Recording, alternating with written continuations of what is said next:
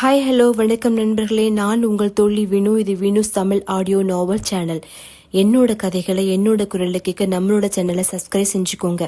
பிடிச்சா லைக் பண்ணி மறக்காம உங்க பொன்னான கருத்துக்களை கமெண்டாவும் பதிவு பண்ணுங்க. வாங்க கதைக்குள்ள போகலாம். உள்ளளவும் உன்னினைவே. கதையின் கரு. காதல். இந்த வார்த்தை கேட்டுடனே ஏதோ செய்தல.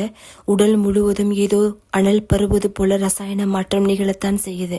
பருவ வயதை கடந்து வருபவர்கள் எல்லாம் காதலை கடக்காமல் வர முடியுமா? இல்லை, ஒரு சிறு ஈர்ப்பு கூட இல்லாமல் கடந்து வரத்தான் முடியுமா? காவிய காலங்களிலிருந்து மக்களின் மன்னர்களின் வீரதீரத்தை எவ்வளவு புகழ்ந்து பாடியிருக்கின்றனரோ அவ்வளவு காதலையும் காவியங்களாக ஏற்றிருக்கின்றன. காதல் ஒரு மனிதனை தன்மனத்தோடு உயர வாழவும் வைத்திருக்கிறது. அதே காதல் மனிதனை தன்னம்பிக்கை இல்லாமல் வீழவும் வைத்திருக்கிறது. காதலில் நிறைய பரிமாணங்களை பார்த்திருப்போம். பள்ளி, கல்லூரி, வேலை பார்க்கும் இடம், கோவில், திருவிழா, எதிர்வீடு, பக்கத்து வீடு, உள்ளூர், வெளியூர், இதையெல்லாம் தாண்டி இன்று தொழில்நுட்பம், தொலைத்தொடர்பு வசதியால் சமூக வலைத்தளங்கள், அலைபேசி வாயிலாக என நிறைய பார்த்திருப்போம். அதிலும் பயணம் செய்யும் போது பஸ் பயணம், ரயில் பயணங்களில் வரும் காதல் அலாதியானது. அதிலும் எந்த தொழில்நுட்ப வசதியும் இல்லாத காலங்களில் வந்த காதல் வரமே. இன்றோ எல்லாவற்றிலும் அவசரம். ஆனால் அன்று காதலிக்க கால அவகாசம் எடுத்துக்கொண்டனர். முக்கியமாக உணர்வுகளுக்கு மட்டுமே இடமளித்து காதலை வளர்த்தனரே தவிர உணர்ச்சிகளுக்கு அல்ல. காதலில் வெற்றியடைந்தால் அதை கடைசி வரை இழக்காமல் கண்ணியமாக பார்த்து கொண்டனர். சந்தர்ப்ப சூழ்நிலையால் தோல்வியடைந்தால் நீ சந்தோஷமாயிருந்தா சரி என்று அழகாக விலகி சென்றனரே தவிர ஒருபோதும் அழிக்க நினைத்ததில்லை. அவ்வாறான ஒரு 80s ரயில் பயண காதல் கதையைத்தான் நாம் காண இருக்கின்றோம். நினைவு 1. அது சென்னையில் உள்ள மிகப்பெரிய உயர் ரக ஹோட்டல். அதன் முன் வந்து நின்றது ஒரு ஃபோர்ட் ஐகான் கார். அதிலிருந்து இறங்கியவன் சாவியை அவன் வரவுக்காக காத்திருந்தவரிடம் கொடுத்துவிட்டு விறுவிறுவென உள்ளே செல்ல, அங்குள்ள வரவேற்பு பகுதிக்கு சற்று முன்னர் திருமலை திருப்பதி ஏழுமலையானின் சிலை வீற்றிருக்க அவருக்கு பவளமல்லி ஏலக்காய் மாலை அணிவித்து மெல்லிய பாடலாக ஸ்ரீராம ராம ராமேதி ரமே ராமே மனோரமே சகசிரநாம தத்துல்யம் ஸ்ரீராம நாம வராணனே என்று எம்.எஸ். சுப்புலட்சுமி அம்மாவின் விஷ்ணு சகசிரநாமம் ஒலித்து கொண்டிருக்க அதை கடந்து செல்ல முற்பட்டவனின் கால்கள் ஒரு சில நொடி நின்று ஒரு கையை மட்டும் மார்பில் வைத்து தலையை தாழ்த்தி வணங்கிவிட்டு சென்றான். எத்தனையோ முறை இந்த ஹோட்டலுக்கு வருபவன் ஒரு நாளும் முன் இருக்கும் இந்த கடவுளை வணங்கியதில்லை. ஏன் கவனித்தது கூட இல்லை. அப்போ இன்று வணங்க காரணம் அந்த பாடல். தெரியுமா, விஷ்ணு சகசிரநாமம் முழுசா சொல்லனாலும் பரவாயில்ல, இது 3 தடவை சொல்லுங்கோ, முழுசா சொன்னதுக்கு சமம் என்று வேண்டாம் வேண்டாம் என்றவனுக்கு வழியை கற்றுக் கொடுத்து கூற வைத்திருந்தாள். அதே நினைவாக ரிசப்ஷன் கவுண்டரை அவன் அடைய குட் ஈவினிங் சார் என்று அங்கு நின்று பணியை செய்து கொண்டிருந்த 3 பெண்களில் ஒருத்தி அவனுக்கான அரை சாவியை எடுத்து நீட்டினாள். தேங்க்யூ என்று அவளிடமிருந்து விடை பெற்று அவன் செல்ல அவனை கண்டு விழித்தனர் மற்ற 2 இளம் பெண்கள். அவர்களை இடித்து சுயத்திற்கு வரவழைத்த அந்த மூத்த பெண், நீங்க எவ்வளவு பார்த்தாலும் சரி, நீங்க பாக்குறத அவருக்கு தெரிஞ்சாலும் சரி, திரும்பியும் பார்க்க மாட்டார். அதுதான் இலக்கியன் சார். பார்க்க ரொம்ப யங்கா தெரியுறாருல, பட் அவருக்கு 5 இயர்ஸ்ல ஒரு பொண்ணு இருக்கு. இவங்க நம்ம ஹோட்டல் ஷேர்ஸ் பார்ட்னர். அது மட்டும் இல்லாமல் நம்ம ஹோட்டலுக்கு வர்ற கஸ்டமர்ஸ்க்கு எந்த ப்ராப்ளமும் இல்லாமல் அவங்க தான் டூர்ஸ் அண்ட் டிராவல்ஸ் மூலமாக சப்போர்ட் பண்ணுறாங்க. ஸோ பி கேர்ஃபுல் என்றால் அதே சமயம் மாடி காரிடரில் அவனுக்கான அறைக்கு அழுத்தமான காலடி சத்தத்துடன் நடந்து சென்று கொண்டிருந்தான் இலக்கியன். அவன் திண்ணிய மார்பும் புடைத்த புஜங்களும் அழகாக ட்ரிம் செய்யப்பட்ட அவன் தாடி மீசையும் அடங்காத அவன் அடர்த்தியான கேசத்தை ஜெல் வைத்து அடக்கி வாரி இருந்த சிகையும் நேர்த்தியான ஆடையும் கூறியது அவன் பேரழகன் என்று. அது மட்டுமல்ல, வேலை தவிர்த்து ஒரு வார்த்தை கூட அதிகம் பேசாதவன், வளர்ந்து வரும் மேல்தட்டு வர்க்க இளம் தொழிலதிபன் என்றும் கூறியது. அவன் சிறிய ரக அலைபேசி அறிமுகமான முதல் மாடல் மொபைல் சின்னுங்க எடுத்தவன். ஹலோ என்க மெட்ராஸ் ரீஸ்டா இலக்கியா என்றான் அவன் அண்ணன் இளமாறன். வந்துட்டேன் மாறா, தேங்க்யூ என்றான். ஏய் ஏண்டா தேங்க்ஸ் எல்லாம், it's okay, take care, have fun என்று தொடர்பை துண்டிக்க காலை கட் செய்தவன் மொபைலை கட்டலில் போட்டுவிட்டு மேல் 2 பட்டன்களை திறந்தவாறு ரோடு வியூ மிரர் அருகே சென்று நின்றான். இருட்டு தொடங்கியதால் மின்மினி பூச்சிகளைப் போல் விளக்கை போட்ட வண்ணம் வாகனம் ஊர்ந்து செல்வதும் உயரடுக்கு கட்டிடங்களின் விளக்கொளியும் வானில் நட்சத்திரத்தையும் கண்டவனுக்கு இதெல்லாம் கண்டு ரசித்து எத்தனை நாளாயிற்று என்றுதான் தோன்றியது. அவன்தான் கொஞ்ச வருடமாக இயற்கையை ரசிக்க மறந்திருந்தானே.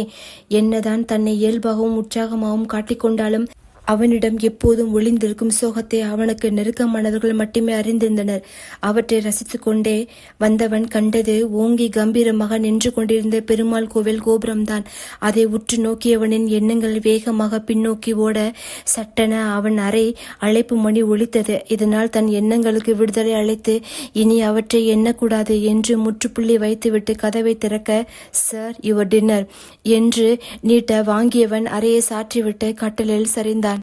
அதே சமயம் சென்னையில் மிகப்பெரிய பங்களோ வகையைச் சேர்ந்த வீடு அது. அதன் தோற்றமே உணர்த்தும் அவ்வீட்டில் உள்ளவர்களின் வசதி வாய்ப்பை. அவ்வீட்டு பெண்ணும் அவள் மகளும் சோஃபாவில் அமர்ந்தவாறு லேண்ட்லைன் போன் வழியே கால் செய்தனர். அந்த பக்கம் சிறிய ரக மொபைல் ஒலிக்க எடுத்தவன், ஹாய் டார்லிங்ஸ், என்ன செய்றீங்க என்றான். பெங்களூர்லேருந்து கிளம்பிட்டீங்களா? போய் 3 days ஆச்சே என்றாள் அவன் மனையாள் அபிநயா. சாரி டார்லிங், கொஞ்சம் டிலே ஆயிடுச்சு, நாளைக்கு நைட்டு கிளம்பிடுவேன் என்றான் இலக்கியன். சரிங்க, நோ ப்ராப்ளம், பார்த்து கவனமா வாங்க என்று தன் மகளிடம் விட்ட. டேடி, ஐ மிஸ் யூ என்றாள் அவன் செல்ல மகள் Lashini. I miss you too அம்மோ, ஐ ரியலி மிஸ் யூ என்று தொலைபேசி வழியாக முத்தத்தை மகளுக்கு அனுப்ப அவளும் திரும்ப கொடுத்துவிட்டு வைத்தாள். இரவு வீட்டை பூட்டிவிட்டு மகளை தூங்க வைத்து கொண்டே, நாளைக்கு என்ன டேன்னு கூட மறந்து போச்சு அவங்களுக்கு. அட்லீஸ்ட் ஃபோன்லையாவது கிஸ் கொடுத்துருக்கலாம், அதுவும் இல்லை. அதுக்குள்ள நான் அவங்களுக்கு போர் அடிச்சிட்டேன்னா என்ன என்று புலம்பிக் கொண்டே அவளும் உறங்கி போனாள். திடீரென இரவு சரியாக 12 மணிக்கு கடிகார அலாரம் அடிக்க விழித்தவள், அவங்க தூங்கியிருப்பாங்களா, எதுக்கும் ஃபோன் பண்ணி பார்க்கலாமா என்று எண்ணியவரை ஹாலுக்கு வந்தவள் லேண்ட்லைனை பற்ற செல்ல, திடீரென அவள் பின்னால் இருந்து யாரோ அவளை அணைக்க அதிர்ச்சியில் உறைந்தவள், நீங்க எப்போ வந்தீங்க, அப்போ போய் சொன்னீங்களா என்று செல்லமாக சினுங்கினாள். அவன் தோள்களில் நாடியை குற்றியவன், wish you very happy birthday my dear பொண்டாட்டி என்றான் இலக்கியன். புன்னகைத்தவளோ, தேங்க்யூ, எங்க இந்த வருஷம் உங்க கூட செலிப்ரேட் பண்ண முடியாதோன்னு பயந்துட்டேன் என்றாள். அது எப்படி மறப்பேன், இந்த வருஷம் மட்டும் இல்லை, இனி எல்லா வருஷமும் நம்ம சேர்ந்து தான் உன் பர்த்டே செலிப்ரேட் பண்ணுவோம், சரியா என்று அவனை நோக்கி திருப்பியவன், ஐ லவ் யூ பொண்டாட்டி என்றவாறு அணைத்தான். ஐ லவ் யூ டூ, அப்புறம் நான் உங்களை ரொம்ப மிஸ் பண்ணேன் தெரியுமா என்றாள் அவளும் அவன் அணைப்புக்குள் இருந்தவாறு. ஐ நோ, கமான் என்று சோஃபாவில் அவளை அமர்த்தி அவன் சூட்கேஸை திறந்து அதில் அவளுக்காக வாங்கி வந்த விலையுயர்ந்த புடவையும் ரிங்கையும் பரிசளித்தான். புன்னகையுடன் பெற்றவளை நோக்கி, பாப்பு எங்க அபி என்றான். ரூம்ல தான் என்று தலையில் கை வைத்தவள், நான் வேற தலையணை எதுவும் வைக்கல, உருண்டுருவா என்று எழுந்திருக்க, நோ ஹனி, இதெல்லாம் எடுத்து வச்சுட்டு வா, நான் போய் பார்க்கறேன் என்று விட்டு அறைக்குள் சென்றவன் மகளை நோக்க, அவளோ அவள் செப்பு இதழ்களை மீன் குஞ்சுகளைப் போல் திறந்தவாறு தூங்கிக் கொண்டிருந்தாள். சிரித்தவாறு அவள் அருகில் சென்றவன் அவள் தலையை தடவி முத்தம் வைக்க, அவளோ அவன் மீசை உரசியதில் சினுங்கினாள். மெல்ல அவள் கன்னங்களை வருடியவாறு இருக்க, அறைக்குள் வந்த அபியோ இருவரையும் பார்த்து முறைத்தவாறு, எனக்கு இவளை பார்த்தா கோவமா வருது என்றாள் செல்லமாக சினுங்கிக் கொண்டே. கோவமா, ஏன் என்றான். பின்ன இவ எப்ப பிறந்தாலோ அப்ப இருந்து உங்க மொத்த அன்பையும் அவ திருடிக்கிட்டா, அவளுக்கு போகத்தான் எனக்கு கிடைக்குது என்றால் பொய் கோபம் பூசியவாறு. அதுக்கு பேரு கோவம் இல்ல அபி, பொறாம. என் பொண்ணு மேல எனக்கு இருக்கிற அன்பை பார்த்து உனக்கு பொறாம என்றான் சிரித்து கொண்டே. என்னவோ ஒண்ணு என்றவள் மகள் மீது இருந்த அவன் கையை பற்றி அவள் மீது போட்டு கொண்டவள், அவ எழுந்தா என்ன சோஃபாவில் தூங்க விட்டுருவா என்று அணைத்தவாறு உறங்கி போனர். காலையில் அபி கண் விழிக்கையில் கணவன் குழந்தை இருவரும் இல்லை. அவர்களை தேடி ஹாலுக்கு வர அங்கோ இலக்கியன் லாஷினி இருவரும் வெளியே செல்வதற்கு தயாராகி கொண்டிருந்தனர்.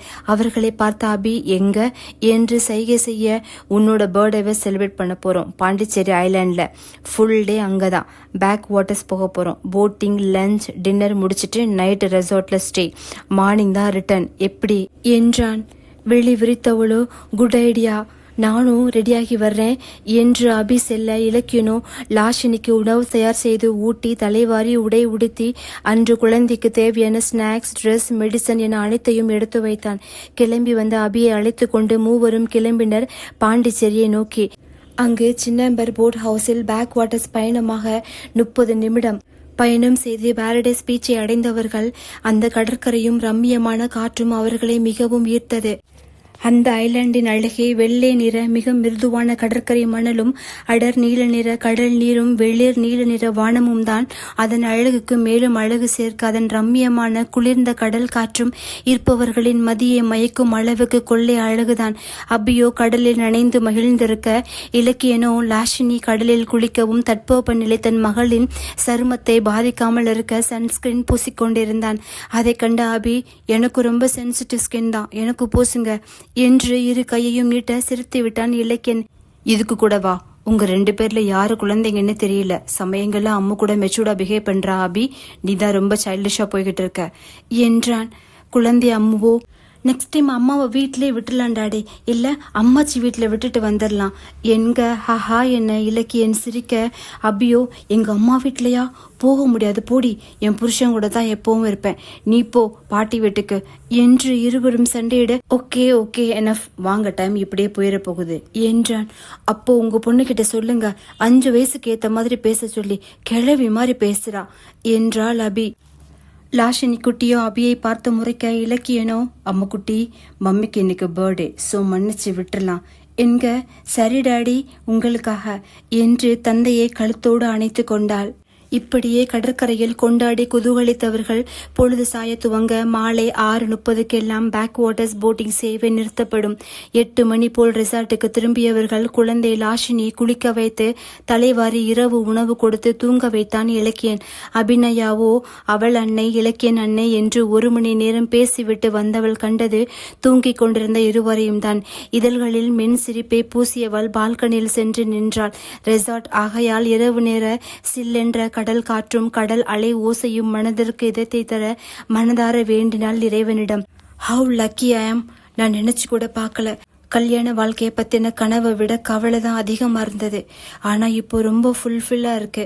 அன்பான கணவன், அழகான குழந்தை, இதை விட ஒரு பொண்ணுக்கு பெருசா தேவை என்ன இருந்துட போகிறது என்றவாறே கண்களை மூடி நின்றிருந்தாள் அபி. திடீரென அவள் இடையுடன் சேர்த்து அணைப்பது போல் இருக்க கண்களை திறந்தவள், நீங்க தூங்கலையா என்றாள். அவள் தோள்களில் நாடியை ஊன்றி அவள் கண்ணத்தோடு கண்ணம் முரச நின்றவன், நீ இல்லாம நான் எப்படி தூங்குவேன் என்றான் இலக்கியன். ஆஹாஹா, பொய் சொல்லாதீங்க, உங்க பொண்ணு உங்க கூட இருந்தா இந்த உலகத்தையே மறந்துடுவீங்க, இதுல ஞாபகம் எல்லாம் வருமா என்ன என்றாள். ஹஹா என சிரித்தவனும், ஏன் அபி, அவ எனக்கு பொண்ணுனா உனக்கு யாரு, மாமியாரா என்றான். என் மாமியார் தங்கம், அவ அதுக்கும் மேல என்றால் பொய்க்கோவம் பூசிக்கொண்டு. மென் புன்னகை செய்தவன், சரி சொல்லு, ஆர் யூ ஹாப்பி என்றான். I am so happy honey, நீங்க என்றாள். நீயும் அம்மு ஹாப்பினா நானும் ஹாப்பி தான் என்று அவளை இறுக அணைத்து கொண்டான். மாலை காலை பொழுது மிக அழகாக புலர இலக்கியன் எழுவதற்கு முன்னரே எழுந்து தயாராகி நின்றனர் அபியும் லாஷினியும். ஹாய் செல்லம்ஸ், எழுந்துட்டேங்களா என்றவனிடம், டாடி, நாம இன்னைக்கு ராக் பீச் பர்ச்சேஸ் பண்ண போறோம்னு சொன்னீங்களே என்றால் அவளை அள்ளி மடியில் வைத்தவன், என் அம்முக்குட்டி சொல்லி டாடி மறுப்பேனா, இதோ 15 மினிட்ஸ் ரெடியாகி வர்றேன் என்று சென்று தயாராகி வர கிளம்பினர் மூவரும். அவர்கள் ஃபோர்டு காரில். குழந்தை கை நீட்டி கேட்டதையெல்லாம் இலக்கியன் வாங்கி குவிக்க அபிதான் வசைபாடி கொண்டே வந்தாள். இருந்தாலும் பொண்ணுக்கு ரொம்ப செல்லம் கொடுக்குறீங்க, ஏற்கனவே இது போல டாய்ஸ் நிறைய வீட்டில் இருக்கு, அவளுக்கு புரிய வைங்க, நீங்களும் இப்படி அவ கேட்டதெல்லாம் வாங்காதீங்க என்றவளை பார்த்து, அப்பா இந்த அம்மா ரொம்ப மோசம், பேசாம புது அம்மா வாங்கிடலாமா என்றவளின் வாயில் சுட்டு விரலே வைத்தவன், அம்மு ஆல்ரெடி அம்மா ரொம்ப கோவமா இருக்கா, தெரிஞ்சா அப்புறம் வீட்டுக்கு போய் புதுசாக டிஷ் ட்ரை பண்ணியிருக்கேன் டேஸ்ட்ன்னு சொல்லி அப்பாவை கொடுமை பண்ண ஆரம்பிச்சிருவா, ப்ளீஸ் சேவ் மீ என்றான் ரகசியமாக. இருவரும் ஏதோ ரகசியமாக பேசி சிரிப்பதை கண்ட அபி அவர்களை முறைத்து கொண்டிருந்தவளின் முகம் சட்டென மாறி கண்களை சுருக்கி கேள்வியாக நோக்க அவள் பார்வை சென்ற இடத்தை நோக்கி திரும்பினான் இலக்கியன். கண்டவனின் கண்கள் அதிர்ச்சியில் விரைந்தது. அங்கு ஒரு பெண், மத்தியமமான உயரம், சற்று புசு புசுவென்ற உடல் வாகுவுடன் சுடிதார் அணிந்து கையில் 2 வயது பையனை பற்றியவாறு இலக்கியனைத்தான் மருண்ட விழிகளுடன் பார்த்து கொண்டு நின்றிருந்தாள். அவளை கண்ட இலக்கியனுக்கு தான் சட்டென இருட்டி கொண்டு வந்தது. ஏதோ பழைய நினைவுகள் அனைத்தும் மின்னல் வேகத்தில் வந்து சென்றது. அப்போது குழந்தை லாஷினி அவன் கையை பற்றி உலுக்கி, என்னாச்சுப்பா என்க குனிந்து அவளை கண்டவன், ஒன்னும் இல்லடா, எல்லாம் வாங்கிட்டையா, கிளம்பலாமா என்று வினவையிலே, எப்படி இருக்கீங்க என்று வந்தாள் அந்த பெண். தடுமாற்றத்துடன் அவளை ஏறிட்டவன், நல்லா இருக்கேன், நீ என்றான். நானும் நல்லா இருக்கேன், இது என் பையன், இங்கதான் இருக்கோம், மணக்குள விநாயகர் கோவிலுக்கு பின்னால வீடு, டைம் இருந்தா கண்டிப்பா வாங்க என்று குழந்தை லாஷனின் கன்னத்தை பற்றி முத்தம் வைத்தவள் அபியிடம் கூறிவிட்டு விடை பெற்றாள். அவள் சென்றவுடன் இரு கைகளாலும் தலையை பற்றி அருகில் இருந்த இருக்கையில் அமர்ந்து விட்டான் இலக்கியன். அப்போது வைஷு வைஷு என்று அவன் அழைத்ததும், இலக்கியன் என்று அவள் முறைப்பதும் அவன் நினைவு அடுக்குகளில் வந்து சென்றது. அபியோ, என்னாச்சுங்க? என்ன செய்து? ப்ளீஸ் இதை குடிங்க என்று அருகில் இருந்த குளிர்பானத்தை எடுத்து நீட்டியிருந்தான். அதை வாங்கி அருந்திவிட்டு எழுந்து விறுவிறுவன நடந்தவன் திரும்பி, வா அபி, போதும், ஊருக்கு கிளம்பலாம் என்று காரை நோக்கி நடந்தான். இந்த இலக்கியன் அபிக்கு முற்றிலும் புதியவன். சரிங்க என்று கூறியவள் குழந்தையை அணைத்து கொண்டு அவன் பின்னால் நடந்தாள். இல்லை இல்லை, கிட்டத்தட்ட ஓடினாள். நினைவு 2. திருமணமாகி 6 வருடத்தில் அவ்வப்போது இலக்கியன் இவ்வாறு நடந்து கொள்வது உண்டு. சமயங்களில் அதீத வேலைச்சுமையாக இருக்கக்கூடும் என்று எண்ணியிருந்த அபிக்கு இன்று அந்த பெண்ணை கண்டதும் அவன் பார்வை நடவடிக்கையில் ஏற்பட்ட மாற்றம் ஏதோ நெருடலை தந்தது. காரில் அவனுக்கு அருகில் குழந்தையை மடியில் சுமந்தவாறு அமர்ந்திருந்தவள் பலமுறை திரும்பி அவனை பார்த்து விட்டாள். ஆனால் அவனிடம் எந்த பதிலும் இல்லை. இறுதியாக தன்னை சமாளித்தவாறு, யார் அந்த பொண்ணு என்றாள் சற்று தடுமாற்றத்துடன். அவளை ஒரு நொடி திரும்பி பார்த்தவன் என்ன நினைத்தானோ, வைஷாலி என்றான். ஓ, அவங்க யாரு? உங்களுக்கு அவங்களை எப்படி தெரியும்? என்க பற்களை கடித்து தாடைகளை இறுக்கியவன் கண்கள் என்னவோ பாதையை நோக்கி கூர்மையாக, அதை தெரிஞ்சிட்டு நீ என்ன பண்ண போற? தெரிஞ்சுக்கிற அளவுக்கு நமக்கு அவங்க உறவுக்காரங்க இல்ல, லிவிட் என்றான் சற்று கடுமையாக. இல்ல, ஏன் கேட்கிறேனா என்று இழுத்தவாறு அவள் எதையோ கேட்க முற்பட, வில் யூ ஷட் அப் என்று காரை அதிரும் அளவுக்கு கத்தியிருந்தான். தூங்கிக் கொண்டிருந்த குழந்தை லாஷினி திடுக்கென விழிக்க அவள் தலையை தட்டி கொடுத்து ஆசுவாசப்படுத்தினாள் அபி. காரை ஒரு கடற்கரை நிறுத்தத்தில் நிறுத்திவிட்டு இறங்கி விறுவிறுவென கடற்கரை நோக்கி நடந்தான் இலக்கியன். கொதிக்கும் வெயிலை கூட பொருட்படுத்தாதவன் இருபக்க இடுப்பிலும் கை வைத்து வானத்தை அன்னார்ந்து பார்த்து ஆசுவாசப்படுத்தினான். அரை மணி நேரத்திற்கு பின் தான் வெயில் உரைக்க தன் நிலைக்கு திரும்பியவன் கண்களை இறுக மூடி திறந்து தன் எகிரி குதித்து துடித்து கொண்டிருந்த தன் இதயத்தில் கை வைத்து, relax my dear, relax, nothing, I am always with you என்று தன்னை தானே சமாளித்துக் கொண்டு கார் பார்க்கிங் நோக்கி நடந்தான். கதவை திறந்து காரில் ஏறியவன் கண்டது காரில் ஏசியை போட்டு உறங்கிக் கொண்டிருந்த அபியும் லாஷனியும் தான்.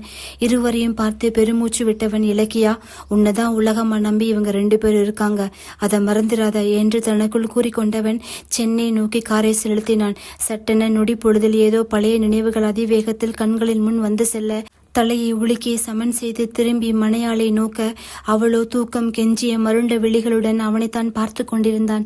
அவள் தலையை கோதியவன் தூங்கு என்று பாவனை செய்ய இதழ் விரித்து சிரித்தவள் சரி என்று தலையசைத்துவிட்டு உறங்கினாள். வீட்டிற்கு வந்ததும் கூட இலக்கியனிடம் சில மாற்றம் தென்பட்டாலும் அதை வெளிப்படையாக அவனிடம் கேட்கும் அளவுக்கு தைரியம் இல்லை அபிக்கு. அரசல் புரசலாக மாமியாரிடம் கூட கேட்டுவிட்டால், ஏதாவது வேலை களைப்பா இருக்கும், கொஞ்சம் அவகாசம் கொடு, சரியாயிரும் என்றார். சரிங்கத்தே என்றவள் வெகு இயல்பாக வழக்கம் போல் அவனிடம் அணுக நாட்கள் செல்ல செல்ல அவனும் சிறிது பழைய நிலைக்கு திரும்பியிருந்தான். குழந்தையுடன் விளையாடுவது, அபியை அவனும் குழந்தையும் சேர்ந்து கிண்டல் செய்வது, இருவரின் பெற்றோர் வீட்டுக்கு சென்று வருவது மட்டும் அல்லாமல் விடுமுறை நாட்களில் ஊர் சுற்றவும் புது புது உணவகங்களுக்கு சென்று உணவை ருசி பார்க்கவும் செய்தனர். இலக்கியன் மற்றும் அவன் அண்ணன் இளமாறன், அவன் அப்பா ரத்தினவேல் மூவரும் இணைந்து tours and travels, import export, share marketing, finance என அவர்கள் தொழிலை திறம்பட நடத்தி வந்தனர். இந்நிலையில்தான் அலுவலகத்தில் அமர்ந்து தீவிரமாக வேலை பார்த்து கொண்டிருந்தான் இலக்கியன். சியாட்டல் செல்ல வேண்டிய அவர்கள் எக்ஸ்போர்ட் ஷிப்பன் தவறுதலாக ஹித்ரோ சென்றுவிட அதை அங்கிருந்து விமானம் மூலமாகவோ அல்லது கார்கோ ட்ரக் மூலமாகவோ சரியான சம்பந்தப்பட்ட இடத்திற்கு நகர்த்த தீவிரமாக முயற்சி செய்து கொண்டிருந்தான் இலக்கியன். அப்போது அவன் மொபைல் ஒலிக்க பார்த்தவன் சைலண்டில் போட்டுவிட்டு வேலையை தொடர மீண்டும் அடித்தது. எடுத்தவன், அபி, நான் இம்பார்ட்டன்ட் ஒர்க்ல இருக்கேன் டியர், எனி அர்ஜென்ட் என்றான். இல்ல, அர்ஜென்ட்லாம் இல்ல, என்ன துவங்கும் முன் லஞ்ச் பிரேக்ல கால் பண்றேன் என்று வைத்து விட்டான். அவன் போன் கட் செய்ததை உணர்ந்த அபி போன் ரிசீவரையும் அவள் எதிரில் அமர்ந்தவர்களையும் மாற்றி மாற்றி பார்த்துவிட்டு, அவர் ஏதோ இம்பார்ட்டன்ட் மீட்டிங்ல இருக்கார் போல, ப்ளீஸ் கொஞ்சம் வெயிட் பண்ணுங்க என்று விட்டு எலுமிச்சை சாறு பிழிந்து ஜூஸ் போட்டு கொண்டு வந்து நீட்டினாள் அந்த வயதான தம்பதியரிடம். இல்லம்மா, நெக்கு சுகர், அங்கிளுக்கு கோல்ட், அதனால இதெல்லாம் சாப்பிட மாட்டா, வர்றச்சுதான் பால் சாப்பிட்டு வந்தோம் குழந்தை, நன்றிமா என்றார் அந்த பெண்மணி. ஓ சாரி என்று விட்டு லஞ்ச் டைம் கால் பண்றேன்னு சொல்லியிருக்காங்க, உங்களுக்கு ஓகே தானே, பிரச்சனை இல்லையே என்றாள் அபி. எந்த பிரச்சனையும் இல்லம்மா, அவரை பார்த்தா போரும், கிளம்பிடுவோம் என்றார் அவர் தன்மையாக. உன் பேர் என்னம்மா என்றார். அபிநயா என்றாள். ஓ நைஸ் நேம், எத்தனை குழந்தைங்க என்றார். ஒரு பொண்ணு 5 இயர்ஸ், பேரு லாஷினி, யூகேஜி படிக்கிறா, பக்கத்துல தான் ஸ்கூல், 2 o'clock போய் கூட்டிட்டு வருவேன் என்று அவர்கள் அடுத்து கேட்கவிருக்கும் கேள்விகளுக்கும் சேர்த்தே பதில் கூறினாள் அபி. அதை கேட்டு புன்னகை செய்த அந்த பெண்மணி, ரொம்ப நல்லது, பகவான் எப்பவும் சந்தோஷமா வச்சுட்டு இருக்கணும் உங்களை என்று கணவனை நோக்க அவரும் தலையை அசைத்து மென் புன்னகை செய்தார். மணி 2 நெருங்க, நாளி ஆயிடுத்தே குழந்தை என்று அவர் எழுக்க, பிரச்சனை இல்லை, எங்க டிராவல்ஸ் கார்ல வந்துருவா என்று கூரையிலே கேட்டை திறந்து ஒரு கார் உள் நுழைந்தது. அதிலிருந்து இறங்கி குதித்து ஓடி வந்தாள் குழந்தை லாஷினி. மம்மி என ஓடி வந்தவள் வீட்டில் ஏதோ புதியவர்கள் அமர்ந்திருக்க அதை கண்டு திகைத்து நின்றாள். வாடா குழந்தை என்று கை நீட்டு அழைத்தார் அந்த வயதான பெண்மணி. குழந்தையோ அன்னையை நோக்க, அபியோ போ என்று கண்களால் செய்கை செய்தாள். அவர் அருகில் சென்ற குழந்தையை மடியில் அமர்த்தி முத்தியவர், நேக்கு இவாளுக்கு உன்னை போல அழகான குழந்தை இருக்கு தெரியாது, அடுத்த முறை வாரச்ச சாக்லேட் வாங்கிட்டு வர்றேன் என்று அவர் எடுத்து வந்த இனிப்பில் ஒரு இனிப்பை எடுத்து நீட்டினார். எல்லாம் ஹோம்மேட் தான், உடம்புக்கு ஒன்றும் செய்யாது என்றார் அபியை நோக்கி. சரி என்று அவள் கூரையிலே, இந்தாமா சுமங்கலி பொண்ணு, தலையில பூ இல்லாம இருக்கலாமோ, இதை வச்சுக்கோ என்று நீட்டினார். இவரின் நடவடிக்கை என்னவோ அபியை ஈர்க்க அன்புடன் அதை பெற்று தலையில் சூடிக்கொண்டாள். கிட்டத்தட்ட மணி 3 நெருங்க, சரி அப்போ அவர் வந்தா சொல்லிடுமா, இன்னும் கொஞ்ச நாளைக்கு இங்க தான் மெட்ராஸ்ல தான் இருப்போம், நாளே இருந்தா எங்களை வந்து பார்க்க சொல்லுங்கோ என்று வணக்கம் வைத்துவிட்டு கிளம்பி வெளியே செல்ல அவர்கள் வீட்டு லேண்ட்லைன் ஒலித்தது. குழந்தை லாஷினி ஓடி சென்று எடுக்க, சாரி அபி, சாரி, ரியலி சாரி, கொஞ்சம் ஒர்க் பிஸி, மறந்துட்டேன், சொல்லு என்ன விஷயம் என்றான் இலக்கியன். டாடி, நான் தான், வீட்டுக்கு தாத்தா பாட்டி வந்தாங்க, நீங்க வரலன்னு கிளம்பிட்டாங்க என்றுடன், ஒன்னோ என்று நெற்றியை தேய்த்தவன், எப்போ போனாங்க அம்மு என்க, இப்போதான் வெளியே நிக்கிறாங்க, போக போறாங்க என்றவுடன், அம்மு வெயிட் பண்ண சொல்லுடா, அப்பா 15 மினிட்ஸ்ல அங்க இருப்பேன் சரியா என்று போனை வைத்தவன் அபியின் பெற்றோர் தான் வந்திருக்கின்றனர் என்றெண்ணி கிளம்பி விட்டான். வாசலுக்கு ஓடி சென்ற குழந்தையோ, பாட்டி தாத்தா அப்பா கிளம்பிட்டாங்க, கொஞ்ச நேரம் வெயிட் பண்ணுங்க, வந்துருவாங்க என்றாள் தன் மழலை குரலால். அவர்களை கண்டு புன்னகைத்த 2 வயதான தம்பதியரும் வந்தாயிட்டு இருந்து பார்த்து விட்டு போகலாம் என்று எண்ணி மீண்டும் உள்ளே வந்து அமர்ந்தனர். நினைவு 3. சிறிது நேரத்தில் இலக்கியனின் கார் ஹார்ன் சவுண்ட் கேட்ட அபி, அவங்க வந்துட்டாங்க என்று எழுந்து வெளியே ஓடியவள், எவ்வளவு நேரமா வெயிட் பண்றாங்க தெரியுமா என்று முடிக்கும் முன்னரே, சாரி டியர், வெரி சாரி என்று மனையாளி நெற்றியில் அவசர முத்தம் பதித்தவன் தன் அலுவலக பேக்கை அபியிடம் கொடுத்துவிட்டு வேகமாக உள்ளே செல்ல முதுகை காட்டி அமர்ந்திருந்தவர்களை பார்த்து வேக எட்டுக்கள் வைத்து நடந்தவன், வாங்க மாமா, வாங்க அத்தே, சாரி கொஞ்சம் லேட் ஆயிருச்சு என்று வணக்கம் வைத்தவாறு அவர்களை நோக்கி செல்ல அவன் குரலை கேட்டு எழுந்து திரும்பி நின்றனர் இருவரும். அவர்களை கண்ட இலக்கியன் மீண்டும் அவர்களை நெருங்காமல் கைகூப்பியவாறு விழிகளை விரித்து உறைந்த நிலையில் நின்றான். இதை அறிந்து கொண்ட தம்பதியினர் அவனை சகஜமாக்கும் நோக்குடன், நமஸ்காரம் இலக்கியன், நல்லா இருக்கேளா என்றனர். அவனிடம் பதில் இல்லை, பதில் மட்டும் இல்லை, எந்த அசைவும் இல்லை, அனைத்து உறுப்புகளும் செயலிழந்தது போல் இருந்தது. அவன் அருகில் வந்த அவன் மனைவி, ஏதோ அனுராதா பேரண்ட்ஸ் சொன்னாங்க, திருச்சியிலிருந்து வந்திருக்காங்களாம், வாங்க என்றால் அவன் முழங்கையை பற்றி. இடிந்த நிலையில் மனையாளை கண்டவன் தடுமாற்றத்துடன் அவர்களுக்கு வணக்கம் கூறி உட்காருங்க என்றான். அவர்கள் உட்கார்ந்தவுடன் குழந்தை லாஷினி ஓடி வந்து தான் வரைந்த ஓவியம் அனைத்தையும் அவர்களிடம் நீட்டினாள். ஆஹா, ரொம்ப நன்னா இருக்கே, யாரு வரைஞ்சது என்று அவர் வினவ, நான் தான் என்று ஆர்வமாக காட்டினாள். இலக்கியன் வந்து பேசுவான் என்றிருந்த அபிக்கு ஏமாற்றமே. இவங்க யாருன்னு தெரியுமா தெரியாதா, அவங்க எதுவும் பேசலையே என்று அவனையே நோக்க இலக்கியனோ கைகளை கோர்த்த வண்ணம் தலையை கவிழ்ந்தவாறு அமர்ந்திருந்தான். பொண்ணு, அந்த பலகாரம் என்று அந்த மாமி இழுக்க, இதோ எடுத்து வர்றேன் என்று உள்ளே சென்று அபி ஒரு தட்டு நிறைய கார சீடை, இனிப்பு சீடை, தட்டை, அப்பம், சுருள் முறுக்கு என்று எடுத்து வந்து வைத்தாள். இதெல்லாம் ஆத்திர நாங்களே செஞ்சது, டேஸ்ட் பாருங்க இலக்கியன் என்றார் அந்த மாமி. என்று தயக்கத்துடன் அந்த தட்டை வாங்கியவன் அதை பார்த்திருந்தானே தவிர உண்ண மனம் வரவில்லை. இதோ இதை சாப்பிட்டு இருக்கேளா, ஆத்துல நானே செஞ்சது, சொல்லுங்கோ இது எப்படி இருக்கு, இன்னைக்கு ஆத்துல அம்மா அப்பா செஞ்சா, நான் சாப்பிடாம உங்களுக்கு எடுத்துட்டு வந்தேன், டேஸ்ட் செய்யுங்கோ என்று ஒருத்தியின் குரல் அவனை சுற்றி இறைச்சலிட்டது. மூளைக்குள் கரகரவென அவள் ஒளி ரீங்காரம் இட்டது. இலக்கின் வேலை டிஸ்டர்ப் பண்ண இல்லையே என்றார் அந்த வயதானவர். சட்டன் நிமிர்ந்தவன், இல்ல அப்படிலாம் இல்ல என்றான். அபி, அவங்களுக்கு ஏதாவது குடிக்க கொடுத்தியா, காஃபி போடு, அங்கிளுக்கு அவருக்கு புதுப்பால தான் காஃபி போடணும், கொதி வரதுக்கு முன்னாலே நிறுத்திடு என்றான். அவனே அதிசயித்தவாறு சமையல் அறைக்குள் செல்ல முற்பட, அப்புறம் மாமிக்கு சுகர் கம்மியா, நாட்டு சக்கரையில போடு என்றான். மீண்டும் அதிர்ந்தவாறு தலையாட்டி விட்டு அபி உள்ளே சென்று விட, சொல்லுங்க எப்படி இருக்கீங்க, திருச்சியிலேருந்து எப்போ வந்தீங்க என்றான் சற்று தடுமாற்றத்துடன்.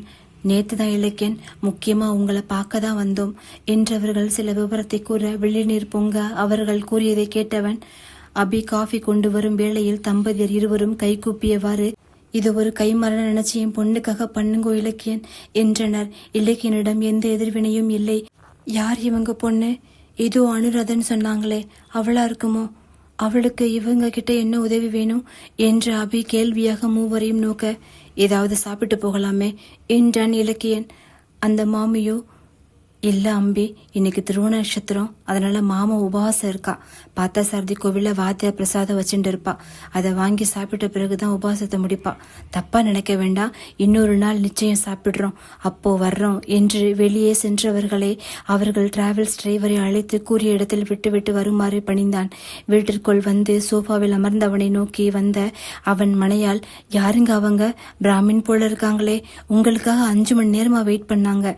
லாஷினியும் அவங்க கிட்ட நல்லா ஒட்டிக்கிட்டா என்று இவள் பேசிக்கொண்டே செல்ல இலக்கியனோ தட்டிருந்த பலகாரத்தை தான் விரித்து கொண்டிருந்தான். அவனையும் பலகாரத்தையும் பார்த்த அபி, யாருங்க அது? அனுராதா? அவ அம்மா அப்பான்னு தான் உங்ககிட்ட சொல்ல சொன்னாங்க என்றதும், ஆ என்று நிமிர்ந்தவன் சட்டென எழுந்து, அது உனக்கு தெரியாம இருக்கிறதா நல்லது என்று விறுவிறுவென அறைக்குள் சென்று விட்டான். அபி அறைக்கு வந்தால் அவன் பால்கனிக்கு சென்று நிற்பதும் அவள் பால்கனிக்கு சென்றால் ஹாலுக்கு சென்று விடுவதுமாக 2-3 நாட்களாக தொடர்கிறது. ஒரு நாள் அவன் பால்கனி நின்ற பொழுது அவனை சமநிலைக்கு கொண்டு வர எண்ணி பின் சென்று அணைத்து அவன் முதுகிலே அவள் முகத்தை புதைத்தவள், எனக்கு இந்த ஹஸ்பண்ட் வேண்டாம், என் பழைய ஹஸ்பண்ட் தான் வேணும் என்று சினுங்கியவளின் கையை பற்றி முன் நிறுத்தியவன், இங்க பாரு அபி, என்னால இப்போதைக்கு உங்ககிட்ட எதுவும் சொல்ல முடியாது. ஐ அண்டர்ஸ்டாண்ட், பட் ப்ளீஸ் இதை பார்த்து நீ ஹர்ட் ஆகாத. கொஞ்ச நாள் என்னை என் போக்குல விடு, ப்ளீஸ் ட்ரை டு அண்டர்ஸ்டாண்ட் என்றான் கெஞ்சலாக. அவன் கண்கள் கலங்கி இருந்தது. அது வலியா, விரக்தியா, கோபமா, ஆற்றாமையா அபியாலே அறிய முடியவில்லை. ஆனால் ஏதோ ஒன்று, ஆனால் அது சிறிய விஷயமல்ல, என்னிடம் மறைக்கிறாங்க என்று எண்ணியவள் மெலிதாக தலையை ஆட்டிவிட்டு படுக்கையில் படுத்தவள் குழந்தையை நோக்க, 2 நாட்களாக குழந்தையும், மம்மி டாடி ஏன் லேட்டா வராங்க, அப்பா ஏன் என் தலையை வாரல, ஏன் குளிச்சு ட்ரெஸ் பண்ணி விடல என்று படுத்து இருந்தாள். இலக்கியனோ சொல்லனா அழுத்தத்தில் ஆழ்ந்திருந்தான். விழிகளை திருப்பி அவனை கண்டவள், அப்படி என்னதான் இருக்கு, ஏன் என்கிட்ட ஷேர் செய்ய மாட்டேன்றாங்க, இந்த விஷயத்த கேட்டா மட்டும் அவங்க அவங்களாவே இருக்கிறது இல்லையே, கடவுளே அவங்க இதுல இருந்து சீக்கிரம் மீண்டு வரணும் என்றவாறு தூங்கினாள். காலையில் எழும்போது மணி 7 தாண்டி இருந்தது. குளியலறையில் சத்தம் வர திரும்பி அருகில் காண குழந்தை லாஷினி மட்டும் உறங்கிக் கொண்டிருந்தாள். அப்போ அவங்களா, இவ்வளோ சீக்கிரம் எங்க கிளம்புறாங்க என்றவாறு வேக வேகமாக சமையலறை சென்று காஃபி மற்றும் இட்லி தயார் செய்தாள். அந்நேரம் கார் ஸ்டார்ட் செய்யும் சத்தம் வர ஜன்னல் வெளியே பார்த்தவள் கண்டது இலக்கியன்தான் சென்று கொண்டிருந்தான். இவ்வளோ வேகமா எங்க போறாங்க என்றவள், இப்படியே போனா நல்லா இல்ல, என்னன்னு தெரியணும் என்றெண்ணியவள் அவன் cupboard, store room, personal room என அனைத்திலும் தேடிவிட்டாள். எதுவும் கிடைக்கவில்லை. மாலையில் உற்சாகமாக வீடு வந்த இலக்கியனை கண்டு அதிர்ந்து நின்றாள் அபி. பொதுவாக கல்யாணமான நாளிலிருந்து லேசாக ட்ரிம் செய்யப்பட்ட தாடியை வைத்திருப்பது அவனது வழக்கம். ஆனால் இன்றோ அது இல்லை. கிளீன் ஷேவ் செய்து வெள்ளை சட்டை தவிர வேற எந்த கலர் சட்டையிலும் அவனை அவள் பார்த்ததாக கூட ஞாபகம் இல்லை. ஆனால் இன்று பச்சை, வெள்ளை, நீலம் என கட்டம் போட்ட சட்டையை அணிந்திருந்தான். முகத்தில் கூட நேற்றிருந்த அந்த கவலையிலே மாறாக புது உற்சாகத்தில் இருப்பது போல தோன்றியது. ஹாய் அபி என்றவன் அறைக்குள் செல்லும் முன், அபி, என் ஃப்ரெண்டு உன்னை ரொம்ப கெட்டதா சொன்னாங்க என்று சென்றான். ஃப்ரெண்டா? இவங்களுக்கு ஏதோ ஃப்ரெண்ட் இருக்கிறதா இது வரைக்கும் சொன்னதே இல்லையே என்று அவள் எண்ணும் போதே அவள் அறைக்கு சென்று உடை மாற்றிவிட்டு வீட்டில் இருந்த அவன் அலுவலக அறைக்குள் புகுந்து கொண்டான். 1 வாரம் ஆகிவிட்டது. நாளுக்கு நாள் இவர்கள் இடைவெளியை அதிகரித்து கொண்டு சென்றதை தவிர அவனிடம் மாற்றத்திற்கான அறிகுறி தென்படவில்லை. சாதாரணமாக பேசும் பேச்சு இல்லை, கொஞ்சல் இல்லை, அணைப்பு இல்லை, நெற்றி முத்தம் இல்லை, ஏன் எல்லாவற்றிற்கும் மேல் சாப்பிட்டையா என்ற சிறு விசாரிப்பு கூட இல்லை. நொந்துவிட்டாள் அபி. அவருக்கு வீட்டில் தானும் குழந்தையும் இருப்பதே மறந்தது போல் தோன்றிற்று. புரியவில்லை, என்னதான் வழி என்று வெளி பிதுங்கி நின்றாள் அபி. இது சரிவராது, தெரியணும், அவங்களை இந்த மாற்றத்திற்கான காரணத்தை அறிய வேண்டும் என்று எண்ணியவள் பின்தொடர்வதுதான் சரி என்று குழந்தையை சனி ஞாயிறு விடுமுறை ஆதலால் வெள்ளிக்கிழமையே அன்னை வீட்டில் சென்று விட்டாள். அன்றிரவு வீட்டிற்கு வந்த இலக்கியனுக்கு சாப்பாடு பரிமாறிய அபி, சின்ன மாமா பெரிய மாமா எல்லாம் உங்களுக்கு கால் பண்ணாங்களாம், எடுக்கலன்னு வீட்டுக்கு கால் பண்ணாங்க, எங்க போனீங்கன்னு கேட்டாங்க, அட்லீஸ்ட் அவங்க கிட்டையாவது எங்க போறீங்கன்னு சொல்லலாமே, வந்தா சொல்ல சொன்னாங்க, ஏதோ முக்கியமான வேலை இருக்கிறதா சொன்னாங்க என்றால். தெரியும், அதான் முடிச்சிட்டு வர்றேன் என்று குனிந்தவாறு கூறியவன் நிமிர்ந்தும் தன் மணியாளை பார்க்கவில்லை. வழக்கம் போல் மீண்டும் வீட்டின் அலுவலக அறைக்குள் சென்று முடங்கிவிட அபியோ மெதுவாக டார்ச் உதவியுடன் மாடிக்கு சென்றவள் லேசாக அறையை திறந்து பார்க்க இலக்கியன் ஏதோ தீவிரமாக அவன் தொழில் நிமித்தமாக வேலையைத்தான் பார்த்து கொண்டிருந்தான். இதனால் சற்று நிம்மதி பெருமூச்சு விட்டவள், நைட்டு வந்து தான் ஆஃபீஸ் ஒர்க்கை பண்ணுறாங்க, அப்போது பகலில் நாளைக்கு ஃபாலோ பண்ணணும். சாரி ஹனி, நான் செய்கிற தப்பு தான், இருந்தாலும் எனக்கு வேறு வழி தெரியல. எனக்கு என்னோட கணவர் வேணும், அதுக்காக நான் எந்த எல்லைக்கும் செல்ல தயார் என்று காலை 4 மணிக்கு அலாம் வைத்துவிட்டு உறங்கினாள். காலை 4 மணிக்கு எழுந்தவள் குளித்து தயாராகி மீண்டும் போர்வையை போர்த்தி கொண்டு உறங்குவது போல் நடிக்க 5:30 மணிக்கெல்லாம் எழுந்த இலக்கியன் மெதுவாக அறைக்கு வந்து குளித்து அதே கலர் சட்டையை அணிந்து பிரத்யேகமாக தயாராகி 7 மணிக்கெல்லாம் பிரெட் டோஸ்ட் செய்து சாப்பிட்டு கிளம்பி விட்டான். எழுந்த அபி இலக்கியனை ஃபாலோ செய்ய அவனோ நுங்கம்பாக்கம் ரயில் நிலையத்தில் காரை நிறுத்தியவன் அங்குள்ள கடையில் கொஞ்சம் ரோஜா மலர் கொத்தி வாங்கிவிட்டு பயண சீட்டை வாங்கி அமர்ந்தான். அவளிடம் அப்போது தென்பட்ட துள்ளலும் உற்சாகமும் அபிக்கே புதைத்து. அவளோ எங்கு டிக்கெட் வாங்கியிருக்காங்க என்று எண்ணியவாறு பீச் டு தாம்பரம் என இந்த எல்லையிலிருந்து அந்த எல்லை வரைக்கும் வாங்கி அவன் அறியா வண்ணம் அமர்ந்திருக்க தாம்பரத்திலிருந்து பீச் வரை செல்லும் ரயில் வரை ஏறினான் இலக்கியன். வாசலில் நடுக்கம்பியை பிடித்தவாறு நின்றவன் நிமிடத்திற்கு ஒரு முறை அந்த மலர் கொத்தை பார்த்து சிரித்துக் கொண்டிருந்தான். இதை அடுத்த ரயில் பெட்டியிலிருந்து பார்த்து கொண்டிருந்தாள் அபி. திருமணமாகி இந்த 6 வருட காலங்களாக அவர்கள் வீட்டில் பயணம் செய்ய ரயில் மார்க்கத்தை உபயோகித்ததாக கேள்விப்பட்டது கூட கிடையாது. பெரும்பாலும் கார் தான். 2-3 முறை மாலத்தீவு, அந்தமான், கோவா என்று இலக்கியன் தான் விமான மார்க்கமாக அழைத்து சென்றிருக்கின்றான். ரயில் கடற்கரை நிலையத்தை அடைய இறங்கி அதன் கடைசி பக்கம் சென்றவன் அங்குள்ள ஒரு பயணிகள் இருக்கையில் அமர்ந்தான். அந்த இடம் கடைசி பகுதி ஆகையால் அங்கு மக்கள் நடமாட்டம் குறைவாக தென்பட்டது. 5 நிமிடத்திற்கு ஒரு முறை வாட்சை பார்த்தவாறு அவன் அமர்ந்திருக்க புரிந்துவிட்டது அபிக்கு. அவங்க யாருக்கோ காத்திருக்காங்க என்றுணர்ந்தவளுக்கு ஆர்வம் அதிகமாகியது. யாராருக்கும் என்றவாறு இருந்தவள் அறிந்தும் இருந்தால் ஒரு ஆணின் இத்தகைய மாற்றத்திற்கு காரணமாக ஒரு பெண்ணாக மட்டுமே இருக்கக்கூடும். அதுவும் கட்டிய கணவன் கண் முன்னே யாருக்கோ எவ்வளவு ஆர்வமாக காத்திருப்பதை பார்த்தவளுக்கு என்னவோ துக்கம் நெஞ்சை பிழிந்தது. விழிகள் இடுங்க கண்ணீர் ததும்ப அவனையே பார்த்திருந்தாள். அப்போ நான் யார் அவங்களுக்கு? என்னுடனான திருமண வாழ்க்கைக்கு என்ன அர்த்தம்? என் கடமையிலிருந்து எப்போது தவறினேன்? அப்போ இத்தனை வருடம் அவங்க என் மீது காட்டிய அன்பையும் அக்கறையும் நான் எப்படி எடுத்துக்கொள்வது என்று 1000 கேள்விகளை தனக்குள் கேட்டவள் அவன் மேல் வைத்த விழியை மட்டும் நகர்த்தவில்லை. சிறிது நேரமாக கையில் மலர்கொத்துடன் அப்படியே அமர்ந்திருந்தான் இலக்கியன். அவனை கண்காணித்தவாறு சற்று தொலைவில் அமர்ந்திருந்தாள் அபி. நன்றி. தொடரும்.